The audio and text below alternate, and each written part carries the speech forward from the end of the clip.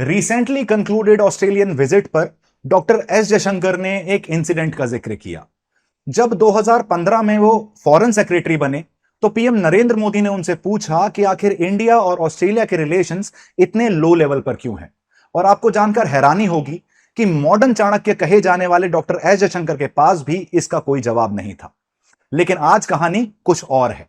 पिछले 10 सालों में भारत और ऑस्ट्रेलिया के रिलेशंस काफी तेजी से ग्रो किए हैं और हाल ही की इस विजिट में डॉक्टर एस जयशंकर ने ब्रिस्बेन में इंडियन कॉन्सुलेट को इनॉग्रेट कर उसी डायरेक्शन में एक और कदम बढ़ाया है। और आज इस वीडियो के अंदर हम इंडिया ऑस्ट्रेलिया रिलेशंस को डिस्कस करने की कोशिश करेंगे और साथ के साथ यह भी डिस्कस करेंगे कि हाई कमीशन, एम्बेसी और कॉन्सुलेट्स में क्या डिफरेंस होता है। इससे पहले कि हम आगे बढ़ें, आपके लिए खुशखबरी है। दिवाली के पावन अवसर पर चहल एकेडमी लेकर आई है आपके लिए डिस्काउंटेड कोर्सेज, जिसमें हमारा ऑनलाइन बैचेस आपको मिल रहे हैं मात्र 49,999 रुपीज में और हमारे रिकॉर्डेड लेक्चर्स आपको मिल रहे हैं मात्र 19,999 रुपीज में, जिसमें थॉरोली यूपीएससी सिलेबस को कवर कराया जाता है। आपको बस एक कोड यूज करना है, दैट इज दिवाली कोड, जिससे आप हमें अपने सपने के साथ जोड़ सकें, because your success is our responsibility. चलिए आगे बढ़ते हैं। This is the way this news has been covered कि उन्होंने जब ये इनॉग्रेशन किया इस कॉन्सुलेट का तो महात्मा गांधी को भी उन्होंने ट्रिब्यूट दी और होमेज प्रोवाइड की। साथ के साथ देखते हैं न्यूज किस तरीके से है। डॉक्टर एस जयशंकर 2 नेशंस की विजिट पे हैं। पहला नेशन इज ऑस्ट्रेलिया, वहां उन्होंने एक न्यू कॉन्सुलेट जनरल खोला है ब्रिस्बेन के अंदर, जो हेल्प करेगा क्वींसलैंड में रहने वाले लोगों को। Queensland is the north eastern province of Australia और ब्रिस्बेन आपको एग्जैक्ट ईस्टर्न कोस्ट पर देखने को मिल जाता है ऑस्ट्रेलिया के। वहां जहां जितना भी इंडियन डायस्पोरा है उसके साथ आप बेटर डील कर पाओगे, उनके वीजा इश्यूज को इजीली रिजॉल्व किया जा सकता है, उनके डिप्लोमेटिक एक्सेस को इंप्रूव किया जा सकता है और साथ ही साथ क्वींसलैंड के साथ ट्रेड को भी इंप्रूव किया जा सकता है। इससे पहले मैं आगे बढ़ूं, आपको जानने की जरूरत है कि ब्रिस्बेन एग्जैक्टली आपको कहां लोकेटेड दिखता है। This is the location of Brisbane, यहीं कहीं आपको देखने को मिलता है। इस एरिया को हम क्वींसलैंड बोलते हैं। यह क्वींसलैंड वाला रीजन है जिसके साथ रिलेशन बेटर करने में काफी ज्यादा हेल्प करने वाला है यह कॉन्सुलेट। ऑस्ट्रेलिया के मैप में आपको देखने को मिल रहा है जो कैपिटल है दैट इज कैनबेरा।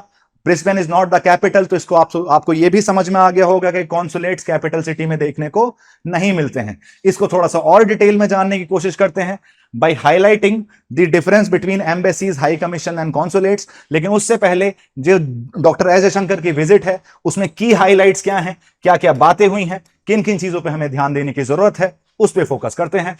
सबसे पहला, महात्मा गांधी को ट्रिब्यूट प्रोवाइड की गई है। Mahatma Gandhi one of the greatest name है भारत से। भारत की पहचान आप महात्मा गांधी से होते हुए देखते हैं। दुनिया में आप कहीं भी जाएंगे तो भारत को महात्मा गांधी के नाम से भी पहचाना जाता है। सबसे पहले जयशंकर जी ने इनको ट्रिब्यूट प्रोवाइड किया रोमा स्ट्रीट पार्क्सलैंड पर, जो ब्रिस्बेन में ही लोकेटेड है, जो पीस और हार्मनी के मैसेज को हम प्रोपोगेट कर पाते हैं महात्मा गांधी का नाम यूज कर हमारे पीसफुल अप्रोच को शोकेस कर पाते हैं through the ideologies of Mahatma Gandhi. Governor of Queensland के साथ उनकी मीटिंग हुई। डॉक्टर जेनेट यंग जो हैं वो गवर्नर हैं क्वींसलैंड की, उनके साथ उन्होंने मीटिंग की। उन्होंने डिस्कस किया कि किस तरीके से इकोनॉमिक और ट्रेड कोऑपरेशन को इंप्रूव किया जा सकता है between Queensland province of Australia and between India. Diplomatic engagements उन्होंने करे। इस विजिट में उन्होंने जो 15th foreign minister framework dialogue है, जो FMFD बात करते हैं हम, जो फॉरेन मिनिस्टर चेयर्ड मीटिंग होती है, उसमें उन्होंने पार्टिसिपेट किया। जो ऑस्ट्रेलियन फॉरेन मिनिस्टर हैं पेनी वोंग के साथ ये मीटिंग हुई ऑस्ट्रेलियन कैपिटल कैनबेरा के अंदर। लास्ट, ये विजिट एक ब्रॉडर डिप्लोमेटिक एफर्ट है जिससे इंडिया का टाई ऑस्ट्रेलिया के साथ आपको और ज्यादा इंप्रूव होता हुआ दिखे। हमारे जो इकोनॉमिक और स्ट्रेटेजिक कोऑपरेशन है वो और ज्यादा आपको इंप्रूव होता हुआ दिखे। समझने की कोशिश करेंगे इंडिया ऑस्ट्रेलिया रिलेशंस, लेकिन उससे पहले एक बहुत इंपॉर्टेंट एस्पेक्ट जो आपके लिए समझना जरूरी है कि कॉन्सुलेट्स, एम्बेसी और हाई कमीशन में क्या डिफरेंस होता है। सबसे पहले हम बात करते हैं एम्बेसी की। पहले डायरेक्टली अगर आपको समझाया जाए, 2 कंट्रीज के बीच में अगर आपको रिलेशंस मेंटेन करने हैं, डिप्लोमेटिक रिलेशंस मेंटेन करने हैं, तो आप एक दूसरे की कैपिटल सिटीज में अपनी एम्बेसीज ओपन करते हैं। ये highest level of diplomatic office होता है और ये आपको कैपिटल सिटीज में ही एग्जिस्ट करता हुआ दिखेगा, राइट। तो एम्बेसीज, आपको सबसे पहले यह समझने की जरूरत है कि highest diplomatic office of one country in another country, तो क्या बोला जा रहा है? एम्बेसी बोला जा रहा है। इसका फंक्शन क्या होता है? ये मेन वेन्यू की तरह फंक्शन करती है डिप्लोमेसी के लिए, पॉलिटिकल रिलेशंस के लिए और हाई लेवल नेगोशिएशंस के लिए दो सरकारों के बीच में। दूसरी चीज, इसको हेड करते हैं हमारे एम्बेसडर। जैसे फॉर एग्जांपल, जैसे ऑस्ट्रेलियन एम्बेसी, जो इंडियन एम्बेसी है ऑस्ट्रेलिया के अंदर, वहां आपको इंडियन एम्बेसडर बैठे दिख जाएंगे। जो चाइना के अंदर हमारी एम्बेसी है, वहां आपको इंडियन एम्बेसडर बैठे दिख जाएंगे। एक करेक्शन में करना चाहूंगा, ऑस्ट्रेलिया के अंदर हमारी एम्बेसी नहीं, ऑस्ट्रेलिया के अंदर हमारी हाई कमिश्नर है, हाई कमीशन है। तो वहां हमारे एम्बेसडर ना बैठ के हाई कमिश्नर देखने को मिलते हैं, जो ऑस्ट्रेलिया की बात हम बाद में करेंगे। लेकिन जितनी भी बाकी कंट्रीज हैं, for example China, for example US, for example Iran, यहां सारी आपको इंडियन एम्बेसीज देखने को मिलती हैं, जिसको हेड कौन करता है? एम्बेसडर हेड करता है। जो ऑफिशियल रिप्रेजेंटेटिव होते हैं भारत सरकार के, जो कंट्री द्वारा भेजे जाते हैं, किसी भी तरीके से अगर नेशन को रिप्रेजेंट करना है, भारत को रिप्रेजेंट करना है उस कंट्री में, तो एम्बेसडर द्वारा रिप्रेजेंट किया जाएगा रेस्पेक्टिव नेशन को। लोकेशन आपको होस्ट कंट्री की कैपिटल सिटी में देखने को मिलेगी। फॉर एग्जांपल, जितनी भी बाकी कंट्रीज हैं उनकी एम्बेसीज आपको दिल्ली में देखने को मिल जाती हैं। बहुत सारी एम्बेसीज आपको, जब आप जाते हैं एनडीएमसी के अंदर, तो आपको बहुत सारी एम्बेसीज देखने को मिलती हैं। तो Delhi is the capital city of India, इसलिए सारी एम्बेसीज, जितनी भी embassies through out the world India में एग्जिस्ट करेंगी, वो दिल्ली में ही एग्जिस्ट करती हुई दिखती हैं। एग्जाम्पल, इंडिया की एम्बेसी वॉशिंगटन डीसी में देखने को मिल जा रही है, और उसका काम क्या है? वो इंडिया के इंटरेस्ट को रिप्रेजेंट करता है यूनाइटेड स्टेट्स के अंदर। तो एम्बेसी से मैं सीधा सीधा मान के चल रहा हूं, आपको समझ में आ गया होगा कि एक ऐसा डिप्लोमेटिक ऑफिस, हाईएस्ट लेवल का डिप्लोमेटिक ऑफिस, जो दो देशों के बीच में डिप्लोमेटिक नेगोशिएशंस, पॉलिटिकल रिलेशंस और डिप्लोमेटिक इक्वेशंस को मेंटेन करने में, सिनर्जाइज करने में हेल्प करता है। आगे बढ़ते हैं। दूसरी चीज है हाई कमीशन। हाई कमीशन और एम्बेसी में ज्यादा डिफरेंस नहीं है। द ओनली डिफरेंस इज, जितनी भी कॉमनवेल्थ कंट्रीज हैं, मतलब जहां जहां भी ब्रिटिशर्स ने राज किया है, जितनी भी ब्रिटिश कॉलोनीज हुआ करती थी और जिन्होंने जो कॉमनवेल्थ का इवेंचुअली हिस्सा बन गई, वहां जब हम अपनी एम्बेसी खोलते हैं तो उसे एम्बेसी ना कहकर हम क्या बोलते हैं? हाई कमीशन बोलते हैं। फॉर एग्जाम्पल, पाकिस्तान में हमारी हाई कमीशन है, कनाडा में हमारी हाई कमीशन है, ऑस्ट्रेलिया में हमारी हाई कमीशन है। तो जितनी भी आपको ब्रिटिश कॉलोनीज देखने को मिलेंगी, वहां आपको हाई कमीशन देखने को मिलता है। यही चीज है जो आपको माइनर सा डिफरेंस है एम्बेसी और हाई कमीशन के बीच में, इसलिए केवल टर्मिनोलॉजी का डिफरेंस आप मान सकते हो। एक एम्बेसी को ही नाम दिया गया है हाई कमीशन का, किन कंट्रीज के बीच में? कॉमनवेल्थ कंट्रीज के बीच में, जैसे इंडिया, यूके, कनाडा, ऑस्ट्रेलिया। काम इनका एम्बेसी जैसा ही है, ये डिप्लोमेटिक रिलेशंस को मैनेज करते हैं, पॉलिटिकल इंटरेक्शंस को मैनेज करते हैं। सॉरी, जैसे एम्बेसी को आप हेड करते हुए दिखते हैं बाई एम्बेसडर, सिमिलरली जो हाई कमीशन को हेड करते हैं उन्हें हम बोलते हैं high commissioner. Same level post है, बिल्कुल सिमिलर टू एम्बेसडर, बस हाई कमीशन में है इसलिए उन्हें हाई कमिश्नर बोल दिया जा रहा है। लोकेशन आपको इसकी भी कैपिटल सिटी में ही देखने को मिलेगी, होस्ट कंट्री की। फॉर एग्जांपल, जो ऑस्ट्रेलियन एम्बेसी इंडिया के अंदर, दिल्ली के अंदर एग्जिस्ट कर रही होगी, उसे हम ऑस्ट्रेलियन एम्बेसी नहीं बोलेंगे, ऑस्ट्रेलियन हाई कमीशन बोलेंगे। Same goes with Canada, same goes with UK, same goes with other countries जो कॉमनवेल्थ का हिस्सा हैं। एग्जाम्पल, जैसे इंडियन हाई कमीशन आपको लंदन में देखने को मिल जा रहा है, जो इंडिया के इंटरेस्ट को यूनाइटेड किंगडम के अंदर सेफ गार्ड करने की कोशिश करता है। अब दूसरी चीज, कॉन्सुलेट या कॉन्सुलेट जनरल क्या होता है? देखिए, भारत एक बहुत बड़ा देश है, केवल सिंगल एम्बेसी से किसी दूसरी कंट्री के डायस्पोरा को सर्व कर पाना पॉसिबल नहीं हो पाता। फॉर एग्जांपल, सोचिए कि अगर किसी को यूएस का वीजा लगवाना है, तो अब इंडिया, दिल्ली तो आएगा नहीं वीजा लगवाने, तो हम क्या करते हैं? कैपिटल सिटीज के अलावा जो मेजर सिटीज होती हैं, वहां एक सब ऑफिसेस खोल देते हैं एम्बेसीज या हाई कमीशन के, उन्हें हम क्या बोलते हैं? कॉन्सुलेट्स, जिससे लोगों को बेटर एक्सेसिबिलिटी प्रोवाइड की जा सके, डिप्लोमेटिक एक्सेस की, वीजा इश्यूज इजीली रिजॉल्व किए जा सके और लोग आसानी से people to people ties improve करने में सक्षम रह सकें और एक दूसरे से कॉन्टेक्ट और ट्रैवल भी कर पाए। तो आसान भाषा में मैंने आपको समझा दिया है, अब थोड़ा सा ऑफिशियल लैंग्वेज में देखते हैं किस तरीके से देखना है हमें। कॉन्सुलेट भी एक डिप्लोमेटिक मिशन है जो मेजर सिटीज में लोकेटेड दिखता है आपको, कैपिटल के अलावा किसी भी फॉरेन कंट्री का। ये कॉन्सुलेट जनरल जो होता है, एक कॉन्सुलेट की बात, कॉन्सुलेट जनरल रिलेटिवली थोड़ा सा लार्जर कॉन्सुलेट होगा किसी भी सिटी के अंदर, जिस भी कंट्री के साथ आपको ट्रेड और डिप्लोमेटिक कनेक्शंस ज्यादा देखने को मिलेंगे। फॉर एग्जांपल, यूएस के साथ आप कॉन्सुलेट जनरल देखते हो rather than consulates. European countries के साथ आप कॉन्सुलेट जनरल देखते हो रेदर देन कॉन्सुलेट्स। हेड कौन करता है? इनको हेड करते हैं कॉन्सुल या कॉन्सुल जनरल, डिपेंडिंग ऑन के वो कॉन्सुलेट है या कॉन्सुलेट जनरल है। लोकेशन इसकी आपको इंपॉर्टेंट सिटीज में देखने को मिलेगी। एग्जांपल, इंडियन कॉन्सुलेट जो अभी खोला है हमने ब्रिस्बेन में, ये कॉन्सुलर एक्सेस प्रोवाइड कराता है इंडियन डायस्पोरा को, जो क्वींसलैंड ऑस्ट्रेलिया के अंदर रहते हुए दिखते हैं। जैसे मैंने आपको इंडिया का भी एग्जांपल बताया कि दिल्ली आके हर काम नहीं किया जा सकता, इसलिए कुछ ऑफिसेज जो हैं एम्बेसी के वो विद इन द कंट्री अलग अलग सिटीज में खोल दिए जाते हैं, उन्हें हम कॉन्सुलेट्स बोलते हैं। तो embassy is the highest office, उसके सब ऑफिस को क्या बोला जा रहा है? कॉन्सुलेट्स बोला जा रहा है। या फिर high commission in case of Commonwealth countries is the highest diplomatic office, और उसके सब ऑफिस को क्या बोला जा रहा है? कॉन्सुलेट्स बोला जा रहा है। तो आई गेस आपके लिए कॉन्सुलेट्स, एम्बेसी और हाई कमीशन का डिफरेंस क्लियर हो चुका होगा।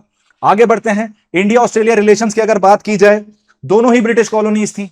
ब्रिटिश का एक्सप्लॉयटेशन ऑफ कोर्स हमने ज्यादा झेला है, ऑस्ट्रेलिया ने भी झेला है, लेकिन हमसे कोई कंपैरिजन नहीं है उस चीज का। We were much more exploited than Australians. उस टाइम से ब्रिटिश कनेक्टिविटी हमारे साथ है, तो इस वजह से during the British rule itself हमारा जो डिप्लोमेटिक रिलेशन था वो ब्रिटिश टाइम पीरियड में ही स्टार्ट हो चुका था। इसलिए हमारा पहला 1941 में हमने डिप्लोमेटिक रिलेशंस एस्टेब्लिश कर लिए थे ऑस्ट्रेलिया के साथ, एक ट्रेड ऑफिस खोलकर सिडनी के अंदर।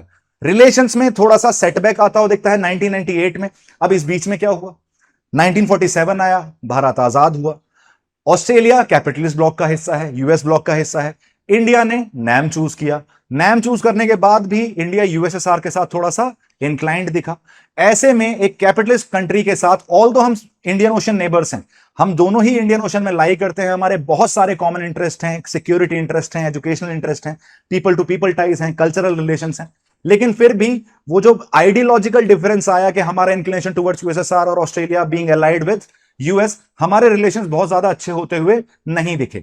1991 में ये रिलेशन राइज होते हुए दिखते हैं, जैसे ही हमारे यहाँ एलपीजी रिफॉर्म्स आते हैं, और यूएस के साथ हमारे रिलेशंस बेटर होते हुए दिखते हैं जब हमारी लुक ईस्ट पॉलिसी आती है। लेकिन 1998 में जब हमने ऑपरेशन शक्ति किया और न्यूक्लियर वेपन टेस्ट कर हम एक न्यूक्लियर वेपन स्टेट बन गए, उसके बाद ऑस्ट्रेलिया से रिलेशन थोड़े से आपको डाउनग्रेड होते हुए दिखेंगे, क्योंकि ऑस्ट्रेलिया ने हमारे न्यूक्लियर टेस्ट को कंडेम किया, उसको सपोर्ट नहीं किया।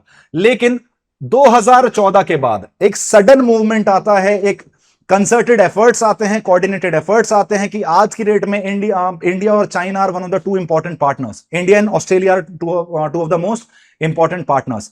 ऑस्ट्रेलिया आज की डेट में आपको इंडो पैसिफिक सिक्योरिटी के लिए, फ्रीडम ऑफ नेविगेशन के लिए, एजुकेशनल पर्सपेक्टिव के लिए, ट्रेड एंड कॉमर्स के लिए बहुत इंपॉर्टेंट पार्टनर की तरह देखने को मिलता है।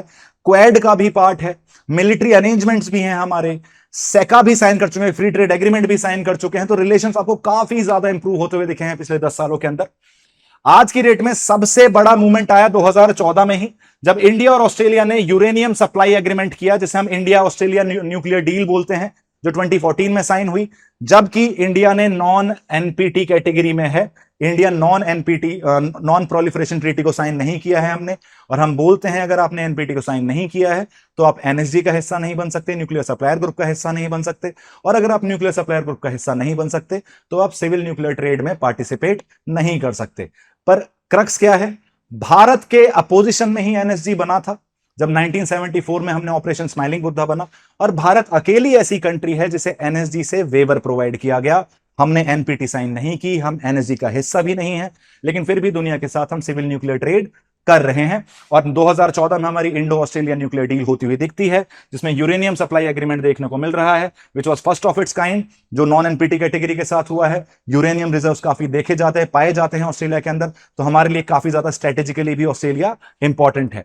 शेयर डेमोक्रेटिक वैल्यूज, दोनों डेमोक्रेसीज हैं, प्लूरलिस्टिक वैल्यूज हैं, आपको मल्टीपल एथनिसिटीज आपको ऑस्ट्रेलिया के अंदर भी देखने को मिल जाएंगी।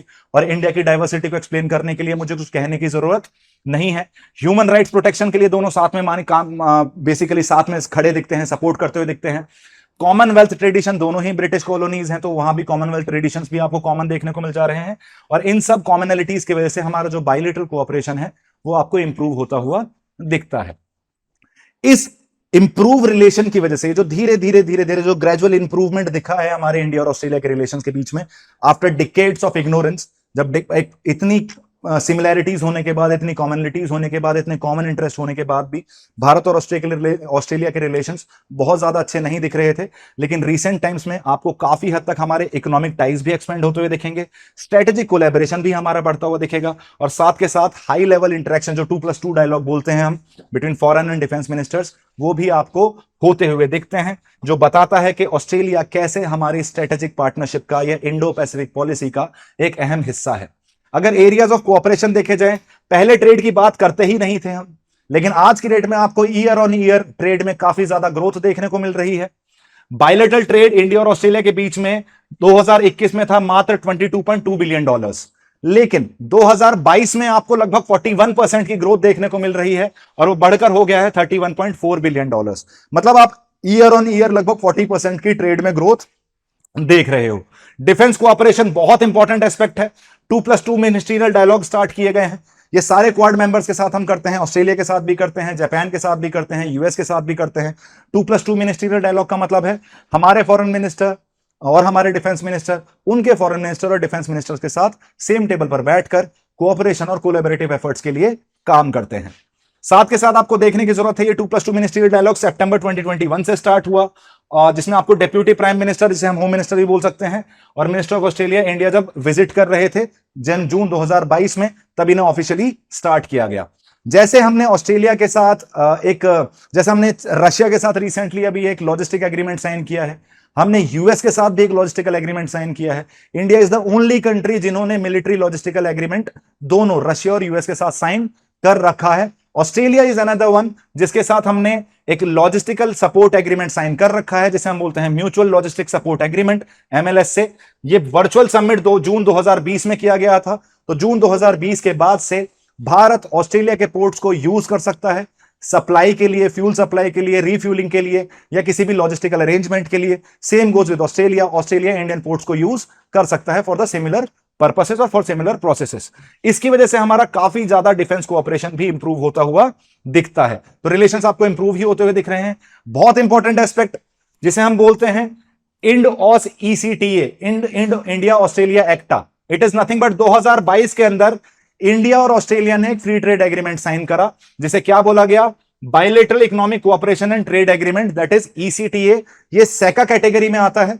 4 कैटेगरीज में आप फ्री ट्रेड एग्रीमेंट को डिवाइड कर सकते हो। First is PTA, preferential trade agreement, then FTA, then CECA, comprehensive economic cooperation agreement, and finally the highest stage of it is CEPA, comprehensive economic partnership agreement. तो अभी हम सेका stage पे हैं ऑस्ट्रेलिया के साथ। हमने एक फ्री ट्रेड एग्रीमेंट साइन किया है, जो बहुत ही बड़ा कदम है, बहुत ही इंपॉर्टेंट कदम है इंडिया ऑस्ट्रेलिया रिलेशंस के लिए। तो दोनों का ये फ्री ट्रेड एग्रीमेंट साइन होना बहुत इंपॉर्टेंट है। और दूसरी चीज, ये ऐसा पहला ट्रेड एग्रीमेंट है भारत का जो किसी डेवलप्ड कंट्री के साथ हो रहा है लगभग एक दशक के बाद। एक डिकेड पहले आपने जापान, साउथ कोरिया के साथ ऐसे कुछ एग्रीमेंट्स साइन होते हुए देखे थे। इसी रिसेंटली हमने यूएई के साथ भी सेपा साइन किया था, लेकिन हम डेवलप्ड वर्ल्ड की कंट्रीज की बात करें तो 10 सालों से हमने किसी डेवलप्ड कंट्री के साथ एफटीए साइन नहीं किया था। बायलेटरल ट्रेड इन्वेस्टमेंट एग्रीमेंट की कंटिन्यूअसली केवल बातें ही चल रही हैं यूरोपियन यूनियन से, अभी तक वो किसी निष्कर्ष पे हम पहुंचे नहीं है। तो इंडिया ऑस्ट्रेलिया का फ्री ट्रेड एग्रीमेंट साइन होना बहुत ही फायदेमंद है। बस इंडिया को मेक श्योर करना है कि ये हमारे ट्रेड बैलेंस को इंपैक्ट ना करे। हमें एक्सपोर्ट ओरिएंटेशन भी अपनी बढ़ाने की जरूरत है टुवर्ड्स ऑस्ट्रेलिया। मल्टीलेटरल कोऑपरेशन मतलब जहां मल्टीपल मेंबर्स के साथ हम मिलते हैं, बाकी कंट्रीज के साथ हम सेम प्लेटफॉर्म शेयर करते हैं, तो आपको क्वाड में दोनों साथ आते हुए दिख जाते हैं। फॉर एग्जांपल 2017 में क्वाड बना। क्वाड में 4 मेंबर्स हैं, इंडिया, यूएस, ऑस्ट्रेलिया और जापान। मालाबार एक्सरसाइज एक एक्सरसाइज है जिसे आज की डेट में आप क्वाड नेवल एक्सरसाइज भी बोल सकते हो। इसकी शुरुआत हुई थी 1993 में बिटवीन इंडिया एंड यूएस। 2012 के बाद जापान ने पुश करना शुरू कर दिया to make it the part of Malabar exercise. Finally 2015-16 में जापान को मालाबार एक्सरसाइज में इंक्लूड किया गया, और 2020 के अंदर ऑस्ट्रेलिया को भी मालाबार एक्सरसाइज के अंदर इंक्लूड कर लिया गया है। तो चारों क्वाड मेंबर्स आज की डेट में एक कॉमन नेवल एक्सरसाइज करते हैं जिसे हम मालाबार बोलते हैं। Initially India was not agreeing कि ऑस्ट्रेलिया को मालाबार एक्सरसाइज का पार्ट बनाया जाए, क्योंकि उससे शायद चाइना की सेंसिटिविटीज हर्ट हो सकती थी। लेकिन जैसे ही 2020 में आपको गलवान कॉन्फ्लिक्ट होती हुई दिखी, तो हमने रियलाइज किया जब चाइना हमारी सेंसिटिविटीज के बारे में नहीं सोच रहा है, तो इतना ज्यादा चाइना की सेंसिटिविटीज के बारे में क्यों सोचना है, राइट। इसके अलावा इंडियन ओशन रिम एसोसिएशन, जितनी भी कंट्रीज हैं आईओआरए की जो आपको इंडियन ओशन से टच करते हुए दिखते हैं, जिनका कोस्ट, उनको हम बोलते हैं IORA. Bharat is the part of it. Pakistan of course Indian ocean से टच करता है, लेकिन Pakistan is not the part of IORA. Australia is the part of IORA. तो ये एक और मल्टीलेटरल इंस्टीट्यूशन है जहां हम कोऑपरेट कर सकते हैं। एशियन रीजनल फोरम में हम कोऑपरेट करते हैं। Asia Pacific partnership on climate and clean development में हम कोऑपरेट करते हैं। साथ के साथ ईस्ट एशिया समिट्स में भी हम पार्टिसिपेट करते हैं। तो हमारे पास मल्टीलेटरल कोऑपरेशन की कोई कमी है नहीं। इसके अलावा जो मल्टीलेटरल कोऑपरेशन है वो G20 जैसी चीजों में आपको देखने को मिल जाता है। G20 में भी आप दोनों कंट्रीज को साथ आते हुए दिखते हैं। अदर देन दैट, ये सारी अच्छी अच्छी बातें थी, एरियाज ऑफ कोऑपरेशन थे, लेकिन चैलेंजेस क्या है? What are the challenges in India Australia relations? सबसे पहला है ट्रेड इंबैलेंस। देखो, मैंने जब एफटीए की मैं बात कर रहा था तब भी मैंने बोला था कि ये मेक श्योर करना पड़ेगा भारत को कि किसी भी तरीके से भारत ट्रेड डिपेंडेंट ना बन जाए ऑस्ट्रेलिया के ऊपर, हमारा जो ट्रेड डेफिसिट है वो आपको बहुत ज्यादा बढ़ता हुआ ना दिखे ऑस्ट्रेलिया के साथ। दूसरी चीज, अच्छी बात यह है कि ऑस्ट्रेलिया और जब हमारा एफटीए हुआ ऑस्ट्रेलिया के साथ तो उसमें हमने डेयरी सेक्टर को थोड़ा सा साइडलाइन रखा, कुछ कंडीशंस अप्लाइड रखी, क्योंकि अगर ऑस्ट्रेलियन डेयरी मार्केट इंडिया में एंटर करता है तो डोमेस्टिक डेयरी फार्मर्स का सर्वाइव करना बहुत ज्यादा डिफिकल्ट हो जाएगा, क्योंकि ऑस्ट्रेलियन डेयरी मार्केट जो है वो one of the most developed dairy market है पूरी दुनिया का। One of the best quality milk जो है, one of the best quality dairy product जो है वो आपको ऑस्ट्रेलियन रीजन से आते हुए दिख जाते हैं। तो हमें ट्रेड बैरियर जो हम लगा रहे हैं, जो इकोनॉमिक पॉलिसीज हैं, काफी हद तक उनसे भी इंपैक्ट होता हुआ दिखता है, लेकिन वो हमारे लिए जरूरी भी है, क्योंकि हम ट्रेड सरप्लस में अगर ना रहें तो हम ट्रेड डेफिसिट को बहुत ज्यादा बढ़ने नहीं दे सकते। और साथ के साथ जो हमने इकोनॉमिक बैरियर लगा रखा है उनके डेयरी मार्केट के लिए, वो भी एक आज की डेट में इशू है। क्लाइमेट डिस्प्यूट्स, जब हम क्लाइमेट चेंज की बात करते हैं तो दोनों कंट्रीज क्लाइमेट पॉलिसीज पे भी डिफर करती हैं। जब कोल के यूज की बात आती है तब भी दोनोों कंट्रीज एक दूसरे से डिफर करती हैं। देखो, हमारा मानना है हम एक डेवलपिंग नेशन है, हम ऑफकोर्स रेन्यूएबल एनर्जी की तरफ मूव कर रहे हैं। हमारा जो 2030 का टारगेट था, जो हमने एनडीसीज में सेलेक्ट किया था पेरिस कॉन्फ्रेंस में, वो हम 2030 की जगह 2023 में ही अचीव कर चुके हैं। लेकिन हम सडन एक नी जर्क रिएक्शन से कोल को बंद नहीं कर सकते। श्रीलंका ने ट्राई किया था, वहां पर इकोनॉमिक क्राइसिस आता हुआ दिख गया। हम ग्रेजुअल पर्सपेक्टिव से कोल से हम बेसिकली ट्रांजिशन करते हुए दिखेंगे towards the renewable energy. Australia support करता है कंप्लीट ऑफसेटिंग ऑफ कोल, कि कोल को यूज ही नहीं करना है, अदरवाइज कार्बन सीक्वेस्ट्रेशन नहीं हो पाएगा और क्लाइमेट चेंज कंटिन्यूसली होता रहेगा। पर considering the national interest, countries considering the interest of our people, हम ये नहीं कर सकते कि एकदम से कोल को साइडलाइन करके रेन्यूएबल एनर्जी की तरफ मूव कर जाएं। हम वैसे भी पावर डेफिसिट कंट्री हैं, पावर की बहुत ज्यादा जरूरत है हमें, और वो आने वाले समय में और ज्यादा बढ़ने वाली है। ऑफकोर्स रेन्यूएबल एनर्जी की तरफ मूव करना है, but not at the cost of interest of the people of India. दूसरी चीज, अडानी कोल माइन। क्वींसलैंड के अंदर ही अडानी जी का एक प्रोजेक्ट चल रहा है जिसके अगेंस्ट आपको एनवायरमेंटल प्रोटेस्ट होती हुई दिख जाती हैं, क्योंकि उनका मानना है कि वो ग्रेट बैरियर रीफ पे एक इंपैक्ट देता हुआ दिखेगा। ग्रेट बैरियर रीफ क्या है? ग्रेट बैरियर रीफ दुनिया का सबसे बड़ा कोरल रीफ रीजन है, जहां आपको दुनिया के सबसे बड़े कोरल्स देखने को मिलते हैं। तो कहीं ना कहीं आप बोल सकते हो कि वो अमेजॉन ऑफ द ओशियन है।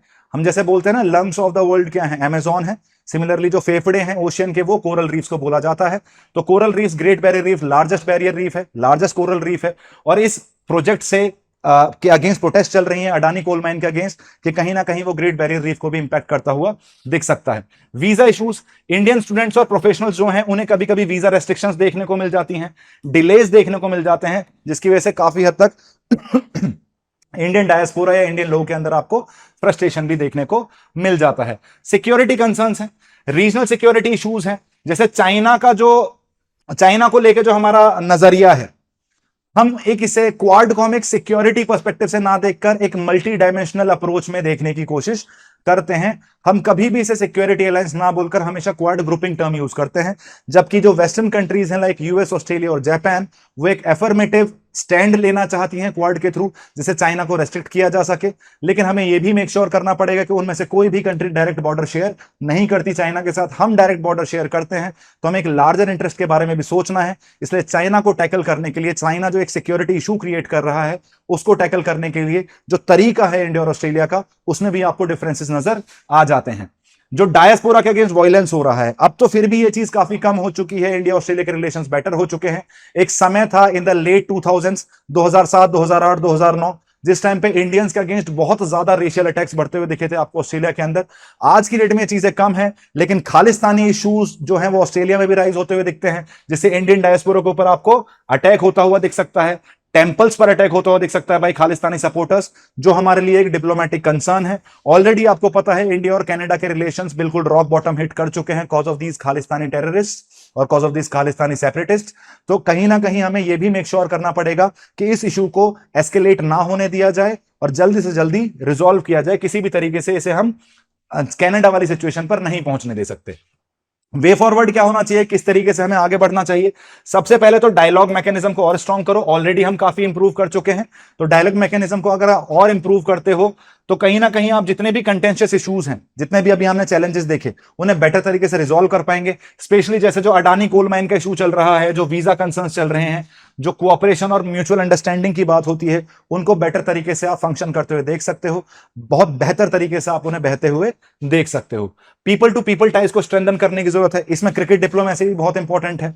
जब पर्सनली आप किसी ऑस्ट्रेलियन से मिलते हो तो उनका सबसे पहली चीज होती है अबाउट इंडिया इज क्रिकेट, तो हमारी क्रिकेट डिप्लोमेसी भी काफी हद तक पीपल टू पीपल टाइज को बढ़ाती है। एजुकेशन बहुत इंपॉर्टेंट एस्पेक्ट है जो पीपल टू पीपल टाइज को इंप्रूव करती है, तो ईजियर वीजा प्रोसेस बढ़ाने चाहिए स्टूडेंट्स के लिए, प्रोफेशनल्स के लिए, और स्मूदर एक्सचेंज होना चाहिए जिससे एजुकेशनल, कल्चरल, इकोनॉमिक लिंक्स को और ज्यादा इंप्रूव किया जा सके। अच्छी बात यह है कि एजुकेशन पर्सपेक्टिव में काफी ज्यादा चीजें ऑलरेडी की जा रही हैं। क्वाड जैसे फोरम को यूज किया जा रहा है, क्वाड जैसे प्लेटफॉर्म को यूज किया जा रहा है जिससे एक्सचेंज प्रोग्राम को प्रमोट किया जा सके। हमारे बच्चे, इंडिया के बच्चे जो हैं वो ऑस्ट्रेलिया में जाके पढ़ सकें और ऑस्ट्रेलियंस इंडिया में आके अपनी एजुकेशन को एक्सेस ले सकते हैं। डायस्पोरा को प्रोटेक्ट करने की बहुत बड़ी जिम्मेदारी है। इंडियन ऑस्ट्रेलियन अथॉरिटीज दोनों को वायलेंस और डिस्क्रिमिनेशन को एड्रेस करने की जरूरत है। जितना भी इंडियन डायस्पोरा है ऑस्ट्रेलिया में, उन्हें रेशियल अटैक से, उन्हें खालिस्तानी अटैक से प्रोटेक्ट करने की जरूरत है, और हालत उस लेवल पे नहीं पहुंचनी चाहिए कि रिलेशंस दोनों कंट्रीज के खराब होते हुए दिखें, क्योंकि अभी बेहतर होने शुरू ही हुए हैं, रास्ता भी बहुत लंबा है, तो हम नहीं चाहते कोई भी हर्डल आपको पिक्चर में आता हुआ दिखे। क्लाइमेट चेंज पे भी कोलैबोरेशन की जरूरत है। फॉर एग्जांपल एनवायरमेंटल कंसर्न्स पे हम भी कंसर्न हैं, हमें भी पता है क्लाइमेट चेंज एक मेजर इशू है, लेकिन हमें एक कोलैबोरेटिव सॉल्यूशन की तरफ मूव करना चाहिए। Collaborative in the sense, Australia को हमारी कंसर्न्स भी समझनी चाहिए और हमें ऑस्ट्रेलिया की कंसर्न्स भी समझनी चाहिए। हमें उन्हें कन्विंस करने की कोशिश करनी चाहिए कि although we are a developing economy, हमें पावर की बहुत ज्यादा जरूरत है, तो फेज आउट नहीं कर सकते हम कोल बेस्ड प्लांट्स को, लेकिन हम जल्दी से जल्दी रेन्यूएबल सोर्सेज की तरफ मूव कर सकते हैं। या इसके अलावा जब हम कार्बन ट्रेडिंग की बात करते हैं तो कार्बन ट्रेडिंग का भी यूटिलाइजेशन किया जा सकता है, जिससे आप क्लाइमेट चेंज को टैकल करने में हेल्प कर सको या कार्बन सिक्वेस्ट्रेशन को और ज्यादा इंप्रूव कर सको, राइट। तो this was all about way forward and the challenges. I guess India Australia relations आपके लिए काफी हद तक क्लियर हो चुके होंगे। आप समझ चुके होंगे कि भारत और ऑस्ट्रेलिया के रिलेशंस किस तरीके से आपको रन करते हुए दिख रहे हैं। One of the most important aspect is Indo Pacific strategy. आज की डेट में जब से इंडो पैसिफिक पॉलिसी पे जियोपॉलिटिकल टेंशंस बढ़ी हैं, तभी से आपको इंडिया ऑस्ट्रेलिया के रिलेशंस और ज्यादा क्लोज होते हुए दिखे हैं। आज की डेट में even during this Indo Canadian conflict, five I alliance का हिस्सा है ऑस्ट्रेलिया, मतलब कनाडा को सपोर्ट करता दिखता है। इंटेलिजेंस एजेंसीज के बीच में कोलैबोरेशन है बिटवीन ऑस्ट्रेलिया एंड कनाडा। उस टाइम पर भी ऑस्ट्रेलिया ने कुछ ऐसा स्टैंड नहीं लिया जिसे आप एंटी इंडिया कह सकते हो। उनका यही कहना था कि दोनों दोस्त हैं, दोनों डेमोक्रेसीज हैं, उन्हें एक डायलॉग मैकेनिज्म को यूज करके रिजोल्यूशन पर पहुंचना चाहिए, किसी भी तरीके से टेंशंस को नहीं बढ़ने देना चाहिए। तो ऑस्ट्रेलिया एक हमारे पास ऐसा रिसोर्स है, एक ऐसी अपॉर्चुनिटी है जिसकी स्काई इज द लिमिट, लेकिन अभी हमने केवल उड़ान चालू की है, तो हम नहीं चाहते किसी भी तरीके से इसे और ज्यादा प्रॉब्लमेटिक बनाया जाए। जो कंटेंशियस इश्यूज हैं उन्हें रिजॉल्व करने की जल्दी से जल्दी जरूरत है। इस सारे पर्सपेक्टिव को ध्यान में रखते हुए मेरा आपसे एक सवाल है, इसको अटेम्प्ट करने की कोशिश कीजिएगा। The recent inauguration of India's Consulate General in Brisbane by External Affairs Minister Dr. S. Jaishankar marks an important milestone in strengthening bilateral ties between India and Australia. Discuss the significance of this development in the context of India-Australia relations, focusing on economic, strategic, and people-to-people connections. Additionally, highlight the challenges and opportunities in further deepening this partnership. तो अगर आपने ध्यान से इस video को सुना है, देखा है, तो इस आंसर को आप बहुत ही आसानी से मक्खन की तरह आंसर कर पाओगे। This was all from my end. Follow us for such informative videos. Subscribe to our YouTube channel. Thank you so much, guys, and have a good day.